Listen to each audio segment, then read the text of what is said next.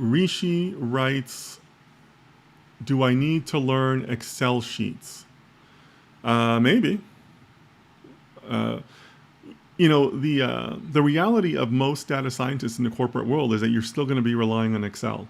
Maybe not for your own modeling or your own work, but certainly when you share out some of your results, when you collect labeled data from your stakeholders, when you ask them for human validation, there's a number of reasons why you're still going to be doing stuff in Excel. Maybe it's not ideal, maybe it's not what you envisioned when you were in school, but a lot of the business world still runs on Excel. And it's particularly true when you're dealing with stakeholders, right? You're going to need human validators. You're going to need labeled data.